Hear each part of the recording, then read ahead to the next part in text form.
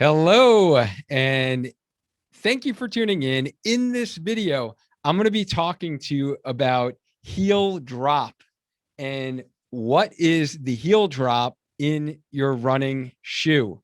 So this is actually going to be a special episode on the podcast. This is going to be a short one, but I wanted to clarify what heel drop was because I've been talking about this a lot recently, and really I'm going to be talking about this topic as it pertains to myself being a physical therapist, treating many injured runners and helping many injured runners get over their running injuries, as well as a running coach. So I'm kind of bringing it to you from both perspectives, but I'm going to really be sharing with you what I've learned about running shoes and how they can contribute to the pain that you may be having.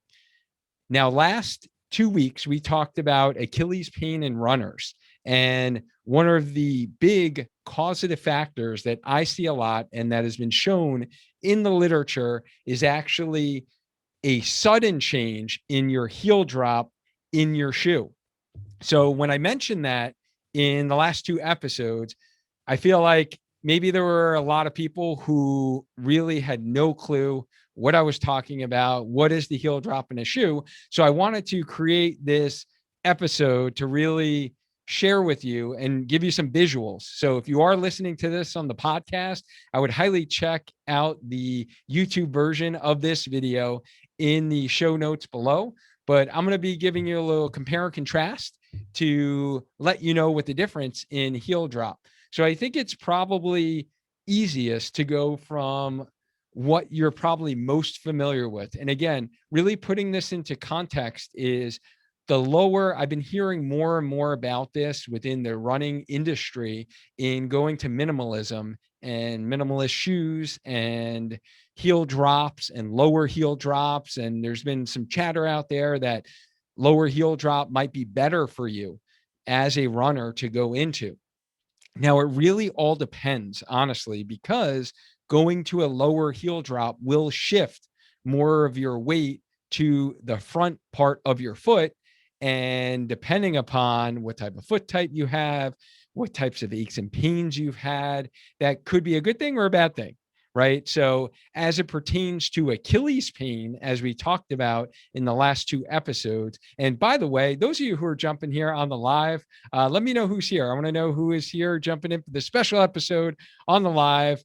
And if you're catching the replay, just type in hashtag team replay special edition, because tomorrow, guys, this is actually going to be a jam-packed week. We have a ton of great content planned for you within our Healthy Runner Facebook group, some live episodes. So tomorrow, just to give a little pitch, Tuesday, new day, new time. We're going live with my colleague from down under, Australia. We got Brody Sharp coming on from the Run Smarter podcast, and he's going to come on to talk to us about running form. So we've never really done a deep dive episode yet on the podcast on running technique, running form. What is it? Should you be a heel striker? Should you be a toe striker, a forefoot, midfoot striker?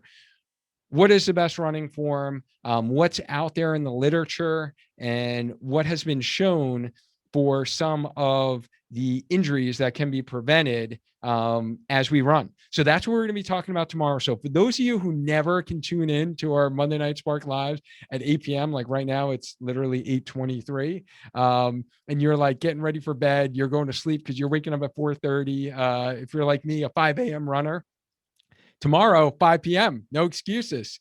So if you can tune in live tomorrow with Brody and I would appreciate that. And then honestly, a great follow-up to what I'm going to talk about today is our live episode we're going to have the following week, which is going to be on a Wednesday. So I created these events yesterday within our Facebook group. So within the Healthy Runner Facebook group on March 31st, at 7 p.m. We're going to be going live with my running shoe guy, my expert of running shoes. That is Matt Santillo from Woodbridge Running Company. He is a wealth of knowledge, and I pick his brain every single time I'm in there. I'm in there for at least an hour every single time I buy my running shoes So I'm going to bring him on to answer all of your running shoe questions. So if you want a deeper dive into what I'm going to give you an intro of tonight, then check out that live episode, attend the live, ask Matt your questions about your running shoes, because he loves that stuff. I love learning more about running shoes. And I guess those of you who are here on the live, first off, do you call it running shoes or do you call them running sneakers? Let me know. Let me know in the comment box. So thank you guys for being here with me. And let's get into this topic of running shoes, or do you call it running sneakers? I would love to be able to see who. All right. So we got a lot of shoes going. So no sneakers yet. I don't know if that was like a New York thing. So I grew up in Long Island, New York, and we always called it sneakers. And I didn't start hearing about running shoes until I came to Connecticut. So I don't know if that's like a New Yorker thing. If us New Yorkers from Long Island call it running sneakers, but it'd be interesting to see if anyone else calls sneakers. So let's get into this. Heel drop. What is the heel drop in a shoe? The heel drop is simply the distance from your heel to the front of the shoe. So it's the amount of drop, the angle from your heel to where your toe is. So as you can see in this shoe, this is more of a traditional running shoe that I have here. And this is a Nike Miler React, actually. And you can see this is more set up like a traditional running shoe. So that has a higher heel drop. So this is actually a 10 millimeter heel drop. Now let's contrast this with the other end of the spectrum, which is a zero drop shoe. So these are my ultras here. And you can see the distance from the heel down to the forefoot or the toe is it's almost like a straight line, right? Straight line, not a straight line. So you can see that big distance here on the getting the visual, right? So you can see the difference in heel drop. And then we got like the in-between. We got the in-between. So these are my Saucony Converse. So these are like halfway in between, essentially. And this is actually a 4 millimeter heel drop. So this is actually what I do my speed work in and my races is a 4 millimeter heel drop. I also run in Hoka Cliftons. I wish I brought them with me to show you that, because that's actually has to do with the stack height. And there is a thick stack height in a Hoka Clifton, or most of the Hoka, all of the Hoka shoes pretty much have a high stack height, but they actually don't have a high heel drop. So most of the heel drops are actually 5 millimeters, I think 6 millimeters or 4. So they are more in the mid area as opposed to our traditional kind of 10 millimeter heel drop that you might see in a shoe. So that's the heel drop. And really what that is going to do is if I were to run in these here, these ultras, what my foot is going to do is it's going to have a less likelihood of a chance of heel striking. And it's going to transfer my weight when I hit the ground more to the midfoot or the forefoot. So it's going to put pressure here in the foot. And what that's going to do is increase the demand on my posterior structures. So what we talked about in the last two trainings, the Achilles. And for those of you who are watching this video and you have no clue what I'm talking about when I'm mentioning Achilles training, if you want that video or the replay of the 2 episodes I did on that, just type in Achilles into the comment box and I will shoot that over to you. We've actually added that into a blog post with some nice visuals and some nice written instruction of the things I talked about in that episode.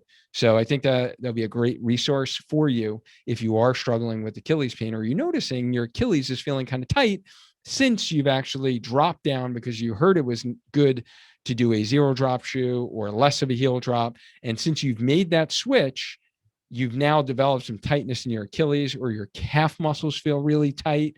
Then this is why, because the demands when you run is going to be placed on the back part of your Achilles and your calf complex. And if you don't have the strength and the resiliency in that tendon to withstand that amount of force with your training, then they're going to feel tight. and they might start to develop some symptoms of Achilles tendinopathy or Achilles tendonitis, what we talked about last week.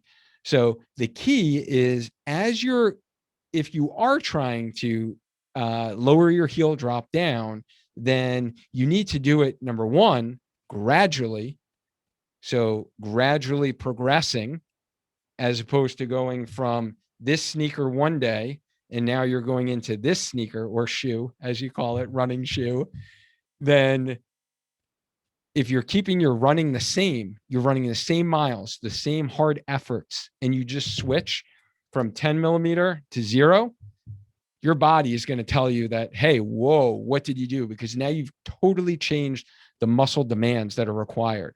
Since I started doing my strength training in my 0 drop shoes, I feel my calf muscles on fire for a lot of my exercises, all the exercises in our Healthy Runner Strength program, right? Our explosive lunge. I feel that calf muscle firing up. For my calf raises, I feel my calf muscles working so much harder because it places more demand on them. Now, I have been weaning off of my heel drop for probably a year and a half. And because I know the literature and I know running injuries, I know that I need to allow my body to adapt over time. And what's key is I need to strength train in order to allow my body to adapt to withstand those forces. So I do personally subscribe to, and we're going to talk about this tomorrow with Brody in our running form and running technique, but cadence with running and improving your cadence and trying, when you improve your cadence, you're going to strike more in the midfoot or the forefoot as you go forward. So if your goal is to try to improve that, then that's going to put a lot more muscular demand on your posterior muscle. So the calf muscle, really, okay, the calf muscle complex and your Achilles tendon. So you need to do it gradually, and you need to strength train at least 2 to 3 times a week that muscle in order to run. All right. So that's kind of the basic framework of our blueprint. But hopefully this visual, and I think the Papa Bear, the Mama Bear, and the little kid bear, I guess, kind of give you that visual on heel drop and what it is. The other thing, since I have my shoes here, why don't I talk a little bit about stability as well and give you a little bonus content of the stability of a shoe. So these ultras that I use for my strength training are very, very low heel drop, as we talked about, and are very flexible, meaning I can literally bend the shoe in half. So again, if you think about, is this going to provide a lot of support for my running? No, it's not, because I can literally bend it in half. So is it going to support my foot? No. If you have a really flat foot and you don't have the muscle strength in your intrinsic foot muscles to tolerate that, then your foot will probably start getting symptoms and you will get some plantar fasciitis or, heel pain or Achilles pain, or possibly metatarsalgia, where it's where we get pain on the bottom of your kind of forefoot area, right under the bones in the foot. If you don't have that stability or strength built up in your foot to tolerate the demands of such a flexible shoe. For me, I've been gradually weaning up my strength training, and really since the pandemic hit, when I started working out in my house, and I gradually built up working the strength of my foot muscles, the stability on one leg with less support under my foot, where I use these for all my workouts now. But again, you want to think about gradually moving into something like that. But that really looks at how flexible your shoe is.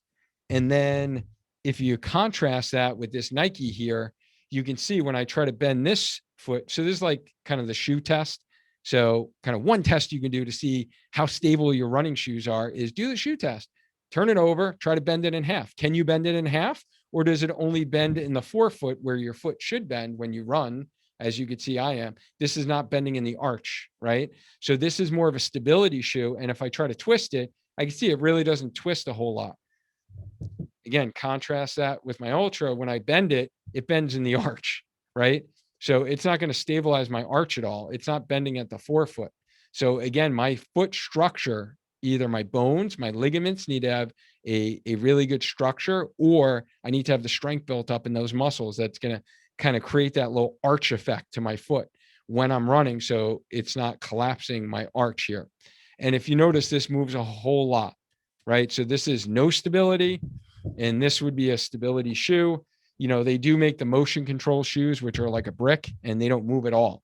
So if you're a really heavy runner, a big runner, a large runner, and your foot has no stability and you've had a history of foot pain, foot injuries, then that's probably the shoe that you want to be in. So looking a little bit about stability, while I had my props here, I figured I'll show you some of that.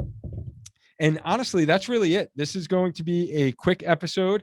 I will definitely open it up to some questions. If you guys do have questions, Tracy, what is going on? Good to see you. Nice to see you here on the live. So Joe says lower heel drop shoes have been shown to reduce knee loading and ultimately reduce pain. Yes, indeed. Joe, so great point there, especially because the lower heel drop is going to force the pressure more at the forefoot, right? And take it away from the heel, which is going to decrease the joint reaction forces to the knee joint. So great point there, Joe. Thank you for adding that.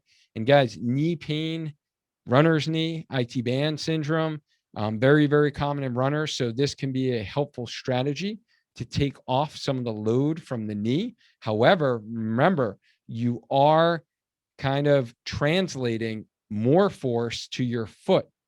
So if you do have a history of, like I said, metatarsalgia, stress fractures in the metatarsals, then you might not want to do that, right? So that may not be something that you would want to do.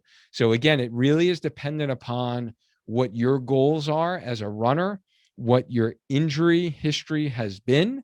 Has it been more at the knee, or has it been more at the foot? And then what are you doing to address those things? And the keys are really stability and stabilization. And I've posted it before, but let me know if you need them. I do have some foot intrinsic muscle stabilization exercises I love to give my runners, especially those who have had foot pain, so plantar fasciitis especially, to work on the stability, some foot doming, short foot exercise, we call it. I will drop that link in the video below, but if you guys who are here on the live want that link, just type in foot stability and I'll know to shoot you that YouTube link from a YouTube channel. But those are the things that you need to be working on in order to make that transition. You can't just make the transition because you heard it was good or you read it in a Runner's World article one day and you saw that a bunch of Olympians were running in zero drop shoes. So you wanted to do that. You need to really train your body to tolerate the demands of that load. So hopefully that was helpful for you. Like I said, this is going to be a short one. Keep it short, simple, sweet. I know we usually do long form, but if you want the long form, tune in tomorrow night or tomorrow evening, I should say, on Tuesday for my interview with Brody Sharp from the Run Smarter podcast. We're going to be talking about running form, running technique, and remember, next week on March 31st, we're going to be going live within the Healthy Runner Group with Matt Santillo from Woodridge Running Company, who's going to do a deeper dive on running shoes. And I see there's a couple people here who call them running sneakers. So I'm glad I'm not the only one. So Robin, I'm glad I wasn't the only one. And yeah, Joe says in the old days, there were sneakers. So yeah, I guess that was me growing up in the olden days. Now I can say with my grays going on here, sporting the young 40 grays. And so hopefully this was helpful for you guys to understand a little bit about heel drop. Think about what your goals are and really think about what is going to be best for your body. If this was helpful for you and you have a runner in our Healthy Runner Facebook community that you think should listen to this, tag them in the comment box below. And if you guys are watching this on YouTube or you're listening on the podcast, thanks for tuning in. And I'm looking forward to seeing you guys soon. All right. As always, stay active, stay healthy, just keep running. Bye, guys.